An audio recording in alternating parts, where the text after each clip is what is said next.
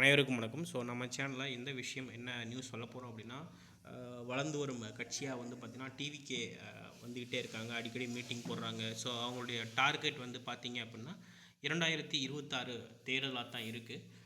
அவங்களுடைய சின்னம் வந்து இன்னும் அறிவிக்கலை. ஸோ என்னென்னா அப்ளை பண்ணியிருக்காங்க. கிட்டத்தட்ட வந்து பார்த்திங்கன்னா நவம்பர் மந்த்து.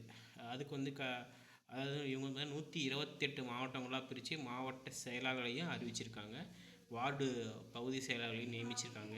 அதேமாரி வந்து பார்த்திங்க அப்படின்னா திமுக அதிமுகவுக்கு இணையான கட்டமைப்பை அவங்க வந்து உருவாக்கிட்டே வர்றாங்க. ஆனால் அவங்களுக்கு இன்னும் வந்து சின்னம் வந்து கிடைக்கல.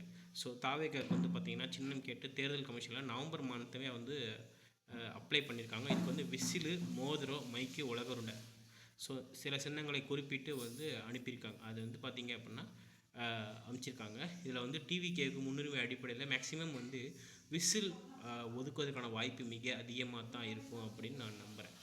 சரிங்களா? ஸோ கண்டிப்பாக விசில் அனுப்புனாங்க அப்படின்னா கண்டிப்பாக இதுக்கப்புறம் எல்லா கட்சி மீட்டிங்லேயும் வந்து எல்லார் கையிலையும் விசிலாக பார்க்கலாம். சும்மா சவுண்டு வீதிக்கிட்டே இருப்பாங்க. இது வந்து என்னுடைய அனாலிசிஸ்.